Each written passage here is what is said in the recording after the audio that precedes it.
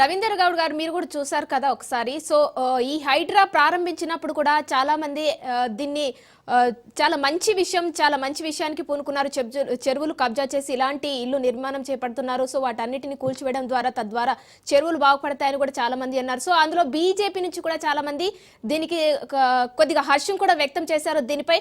So ఇప్పుడు మాత్రం అక్కడ ఉన్న వాళ్ళ కోలా లేని వాళ్ళ కోలానే కనిపిస్తుంది అని చెప్పేసి చాలా మంది అంటున్నారు. సో దీనిపై మీరేమంటారు? ముందుగా మా లోకల్ లీడర్ హరివర్ధన్ అన్నకు, అలాగే మన శ్రీనివాస్ గౌడ్ గారికి, రాజ్ న్యూస్ వారికి, రాజ్ న్యూస్ ప్రేక్షకులకు అందరికీ ధన్యవాదాలు. ఈ రోజు తెలంగాణ రాష్ట్రంలో హైడ్రా అనేది రాష్ట్రం మొత్తం పనిచేస్తుంది, ఖాళీ తుమ్కుంట మున్సిపాలిటీలో మాత్రం పనిచేస్తుంది. ఎందుకంటే తుమ్కుంట మున్సిపాలిటీ అనేది రాష్ట్రంలో ఒక సపరేట్ మున్సిపాలిటీ. ఎందుకంటే హైదరాబాద్ కు దగ్గరలో ఉంది.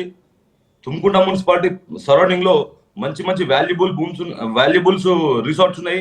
అదే కాకుండా తుమ్కుంట మున్సిపాలిటీ పక్కనే ఐటీ హబ్ పడుతుంది. ఈ విధంగా తుమ్కుంట మున్సిపాలిటీ పరిధిలో 10,000 రూపాయలు ఉన్న గజం జాగను 1,00,000 రూపాయలకు చేశారు. గత ప్రభుత్వాలు అయితే ఇప్పుడైతే ఈ విధంగా అయిన తర్వాత ఏమైతుందంటే ఇప్పుడు అన్న హరివర్ధన్ అని చెప్పారు, మా కాంగ్రెస్ ప్రభుత్వంలో కబ్జాలు లేవని. అన్న దయచేసి ఏమనుకోదు, మీరు మీ కాంగ్రెస్ ప్రభుత్వంలో కూడా కబ్జాలు జరుగుతున్నాయి. ఈ రోజు తుమ్కుంట మున్సిపాలిటీ పరిధిలో అనాథరైజ్డ్ లేఅవుట్లలో ఉన్న భూములలో ప్రత్యక్షంగా మన మన మన నాయకులు ఎక్స్వైజెడ్ నాయకులు అందరూ కబ్జాలు చేసి ఈ రోజు దర్జాగా అమ్ముకోవడం జరుగుతుంది. ఇంకోటి ప్రకృతి రిసార్ట్ కోసం ఈ రోజు మనం మాట్లాడతాం. ఇదే విషయం మనం మాట్లాడదాం. ప్రకృతి రిసార్ట్ అనేది ఈ రోజు స్టార్ట్ అయింది కాదు. ప్రకృతి రిసార్ట్ కబ్జా చేసి చెరువును కబ్జా చేసి కట్టడం జరిగింది. అదే కాకుండా ఇంకొక 2 ఫంక్షన్లు అక్కడ ఏర్పాటు చేయడం జరుగుతుంది.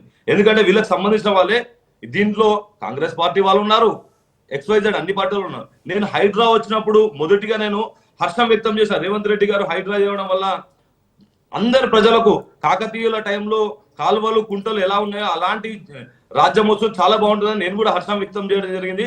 ఈ రోజు హైడ్రా మాత్రం తుమ్కుంట మున్సిపాలిటీలో ఎందుకు పనిచేయట్లేదు?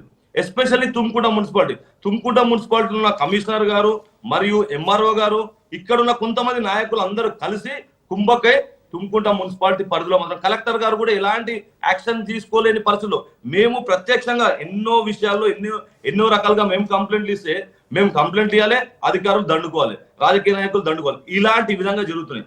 మేము చాలా విషయాల్లో కంప్లైంట్ ఇచ్చాము, ఎక్కడ కలెక్టర్ ఆఫీసులో ఇచ్చాము, హైడ్రా కూడా ఇచ్చాం కంప్లైంట్. ఇప్పటి వరకు ఏ యాక్షన్ తీసుకోవాలి హైడ్రా అండ్ కలెక్టర్ గారు కూడా.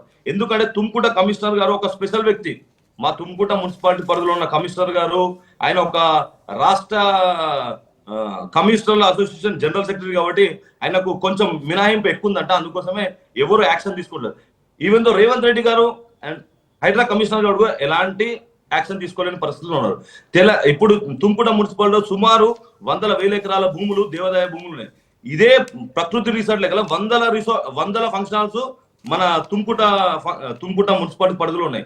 ఇవన్నీ కూడా ఎవరైనా సరే చెరువు పక్కకు తీసుకోవాలి. గతంలో మల్లారెడ్డి గారు కూడా అలియాబాద్ చౌరస్తాలో ఒక 4 ఎకరాలు కొన్నాడు, 8 ఎకరాలు కబ్జా చేసిండు. ఇట్లా ప్రతి ఒక్కరు నాట్ ఓన్లీ మల్లారెడ్డి, ఇక్కడ ఉన్న తుమ్కుంట మున్సిపాలిటీ అందరూ రాజకీయ నాయకులు ఎంతో కొంత కబ్జా చేసిన వాళ్ళే. దీంట్లో అందరూ కుమ్మక్కై ఉన్నారు, అధికారులతో సహా. ఇది నేను చెప్పాల్సిన విషయం. చెప్పండి, అర్థమవుతుందండి.